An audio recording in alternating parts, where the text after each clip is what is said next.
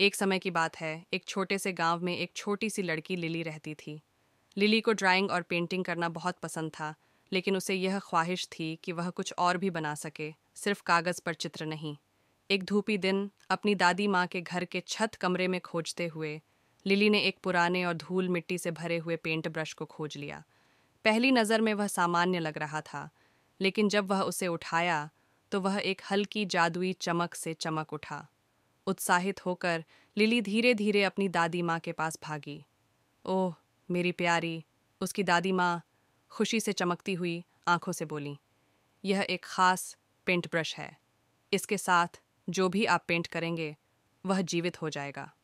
Lily को अपनी कानों पर विश्वास नहीं हो रहा था। क्या यह सच हो सकता था? उसने इसे परीक्षण करने का निर्णय लिया। सावधानी से उसने अपने पेंट्स में ब्रश डाला और एक बड़े लाल सेब को कागज़ पर पेंट करना शुरू किया। उसकी आश्चर्यजनक बात थी, सेब पेपर से बाहर निकलकर उसके हाथ में आ गया। उस दिन के बाद से लिली ने अपने जादुई पेंट ब्रश का उपयोग गांव में खुशी बिखेरने के लिए किया। उसने खूबसूरत फूल बनाए जो कभी नहीं मुरझाते, जानवरों को जिसने नृत्य और खेलने के लिए बनाया, और बारिश के दिनों में आसमान में फैलती हुई इंद्रधनुष। लेकिन एक शाम एक पड़ोसी गांव के शरारती लड़के ने लिली के जादुई पेंट ब्रश के बारे में सुना। वह रात को उसकी दादी माँ के घर में चुपके से घुस गया और जब लिली सो रही थी तो उसे चुरा लिया। अगले सुबह लिली ने पाया कि उसका प्यारा पेंट ब्रश गायब हो गया था। दिल टूट गया। लिली ने पेंट ब्रश के लिए ऊंचा नीचा खोजा। अंततः वह उस लड़के को जंगल में ढूंढा जो खुद को सोने के सिक्के बनाने की कोशिश कर रहा था। लेकिन पेंट ब्रश उसके लिए लिली की तरह काम नहीं कर रहा था। निराश वह उसे फेंक दिया।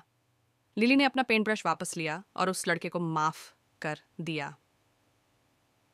उसे तब पता चला कि पेंट ब्रश का जादू उन लोगों के लिए होता है जो इसे दयालुता और रचनात्मकता के साथ उपयोग करते हैं।